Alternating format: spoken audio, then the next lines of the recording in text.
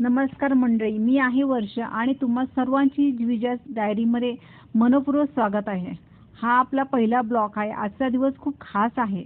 आज आपल्या जिविजाला 1.25 महिना पूर्ण झाला आहे. तर आपण आज पहिल्यांदा जिविजाला दगडूशेठ गणपतीला घेऊन जातोय.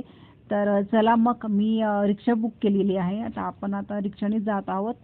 तर चला मग आता मी बसलेली आहे आणि अद्वैतचे बाबा व्हिडिओ काढतात ते. आणि हा अद्वैत आहे. अद्वैत माझा 5 वर्षाचा मुलगा आहे आणि जिविजा 1.25 महिन्याची आहे. तर आपण आता निघूया. आपण आता गेलो आहोत. तर आपण आता दगडूशेठला जातोय. थोडे ट्रॅफिक असल्यामुळे आता मला थोडं आपल्याला लेट झालेलं जायला. तर लेट झाले आहे आम्हाला. आता 1-2 मिनिटात पोहोचूयाच आणि आम्ही छान दर्शन घेऊया. किती छान असं डेकोरेशन केलेलं आहे गणपती बाप्पाचं. बाहेर असं खूप सुंदर असं फुलांचं डेकोरेशन केलेलं आहे. आणि आता आत जाऊया, पण आत कॅमेरा अलाउ नसल्यामुळे तुम्हाला मला गणपती बाप्पाचं दर्शन देता येणार नाही. त्याबद्दल खरंच सॉरी म्हणते मी. आणि आता जिविजाला आत घेऊन जातो आम्ही.